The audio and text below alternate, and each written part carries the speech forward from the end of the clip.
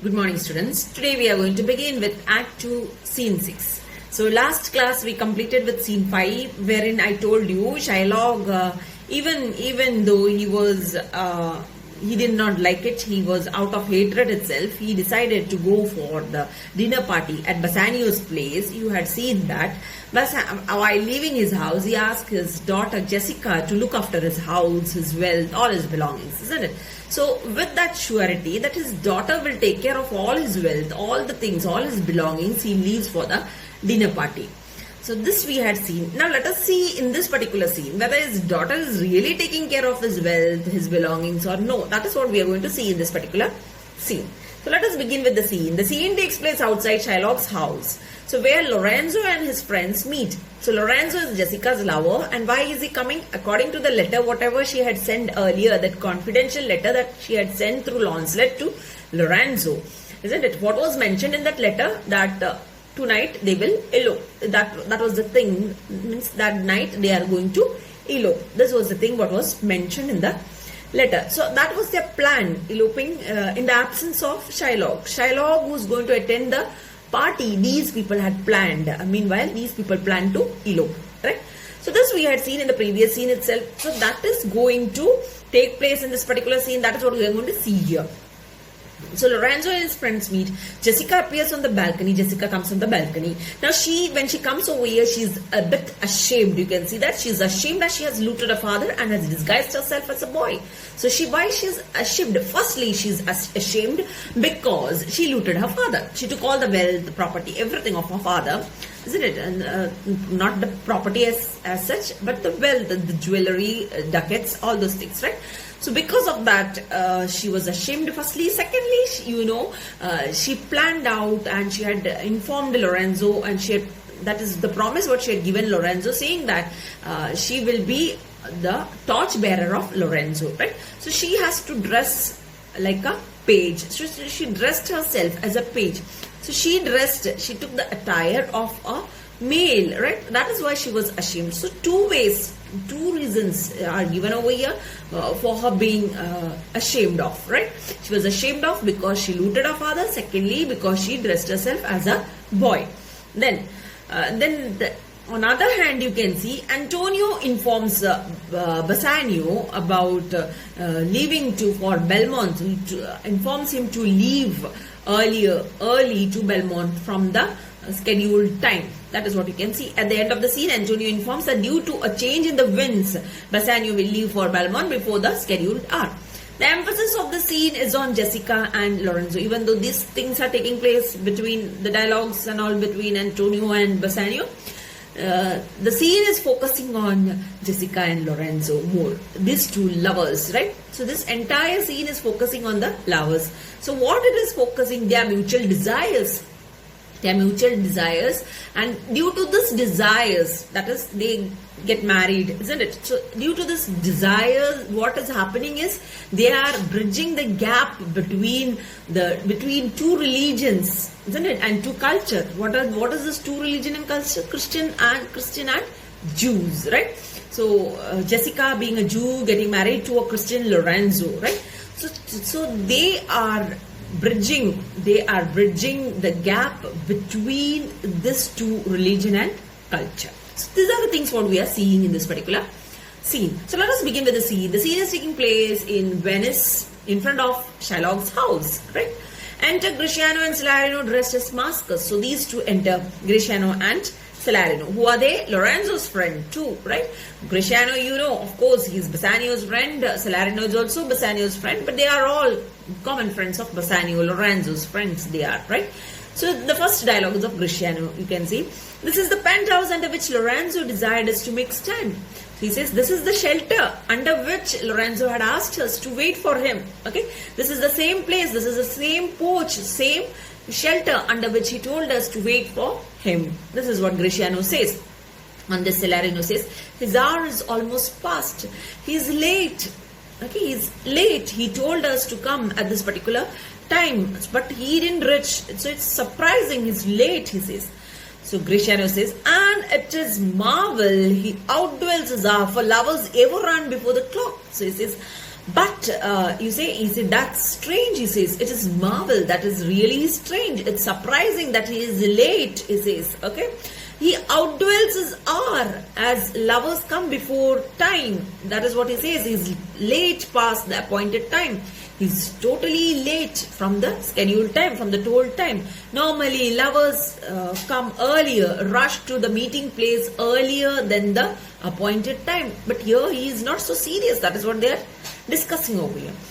So on this, Salarino says, "Oh, 10 times faster Venus's pigeons fly to see love's bonds new made, then they are warned to keep obliged faith unforfeited."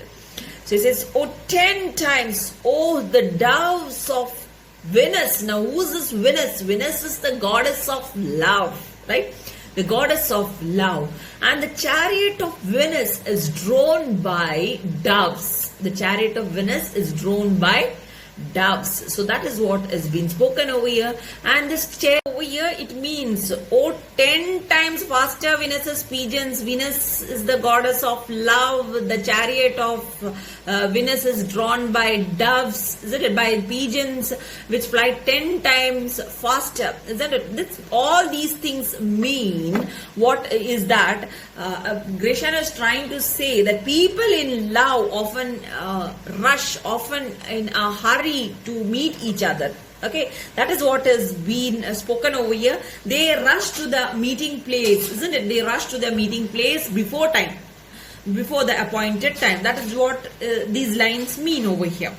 And he says, to see love's bonds new made, then they are warned to keep obliged faith unforfeited. But people in love are punctual, but whereas those people who are married, they are never punctual. That is what has been spoken over here, right? To keep obliged faith unforfeited means they are, then those who are married, they don't keep. That is what it means. When love is already pledged, when love is already certain, then they never, that is pledged certain in the sense when once they get married, they don't keep up their promises. This is what has been said by Salarino over here, right? Yes. So you can see Gratiano's dialogue. Next, Gratiano says, "That ever holds who rises from a feast with that keen appetite, that he sits down, whereas the horse that doth unted again his tedious measures with the unbated fire, that he did pace them first. All things that are with more spirit chased and enjoyed. How like a yonker or a prodigal, the scarfed buck puts from her native way, hugged and embraced by the wanton wind. How like the prodigal doth she return with over-weathered ribs and ragged sails, lean, rent and beggared by the wanton wind." Right, so here Gratiano says that ever holds. It's true, he says, it's true. The one who riseth from a feast with that keen appetite, that he sits down, right? So when you go for feasting means eating food. When you go to eat the food, your appetite will be, you have the tendency, you get the temptation of having more, because when you get the smell of the food, when you see the food, and if it is taking time, means your appetite increases, right? If the food is kept, so that's a temptation, you can see. When the food is kept in front of you, your appetite, you feel like more hungry, right? When you smell the food also, you feel more hungry. So this is what has been spoken over here. You can see it's not when you feel hungry. That is not spoken over here.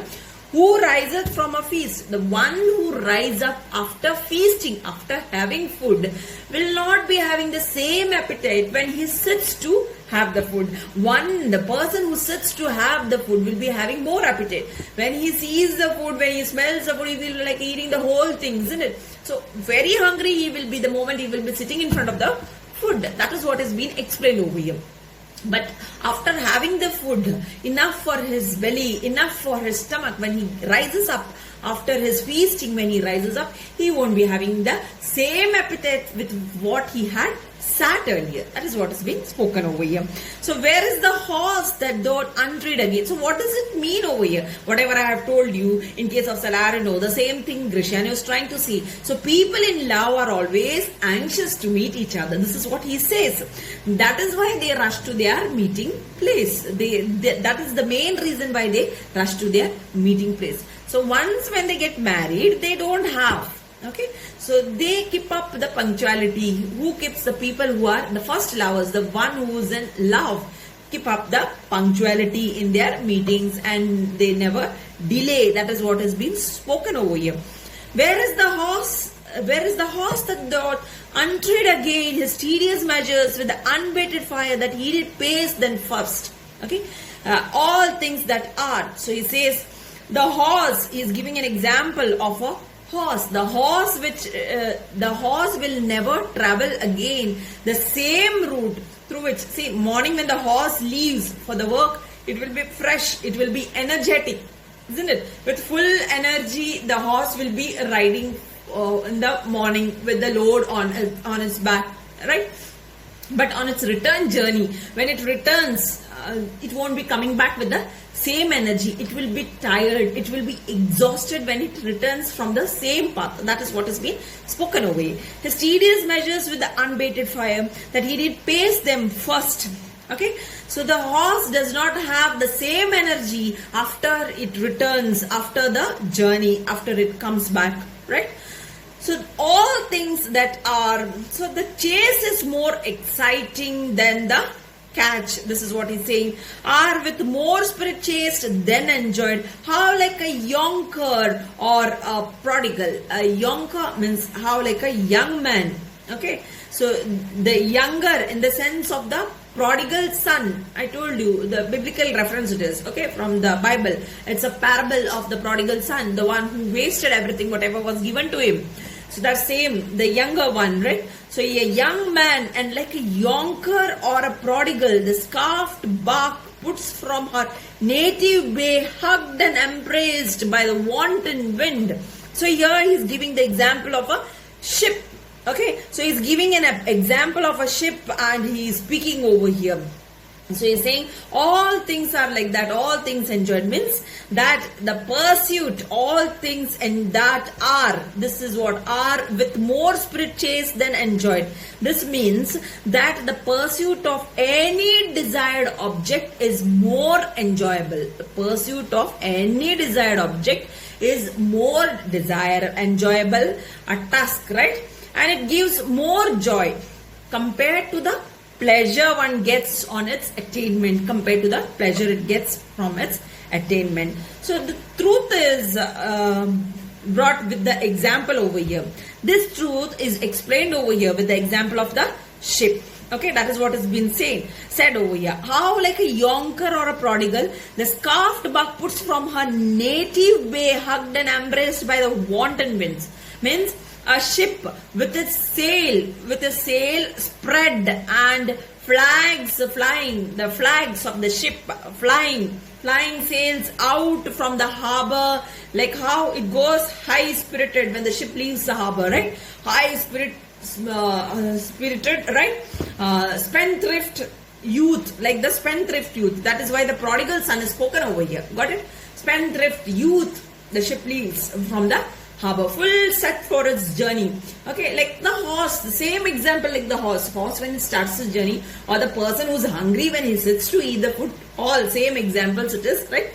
So the ship when it leaves with full strength, with full power, with full force, it goes from there when it leaves. Like the spendthrift. Spendthrift is how he'll be having a lot of money in his pocket, so he can buy anything on earth, whatever under the sun, he can buy anything, whatever. So with that power, the spendthrift lives. When the pocket is empty, what will be his state? You can just imagine. So same way the ship starts its journey. That is what is said. In search of pleasure, the ship starts the journey. But what happened when the ship goes in the sea? What happens? It has to face all the dangers in the sea. sea. Am I right? So it has to hug all these dangers, the rough wind, it has to hug, then the waves, isn't it? The waves it has to hug. So all this. Then when the ship comes back to the port, what will be the state of it? Hugged and embraced by the wanton wind. That is what has been spoken about, wanton wind, uncontrolled wind. Wind is compared to an unfaithful woman over here, okay? Because it changes so easily. So you can't trust the wind. It keeps on changing. So reference again is given to the prodigal son who wasted his money on bad women. That is what has been spoken over here. The unrestrained winds. So the ship goes out for sail like a high-spirited spendthrift youth over here. So and the eagerness of the husband for his wife is somewhat like that. Is not as keen as that of a lover for his beloved ones, right?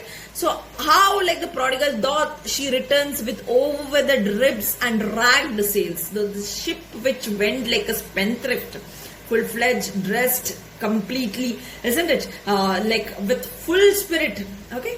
With high spirited the ship had gone, and now when he returned after facing all the storm, the winds, isn't it? The waves, after all those things, after all the problems, the difficulties that it has gone through while sailing, it comes back how? It comes back in a very bad manner with over-weathered, storm-beaten sides. The sides of the ship will be totally damaged. Weathered ribs, that means the sides will be totally damaged. And ragged sails, lean, rent and beggared by the wanton wind.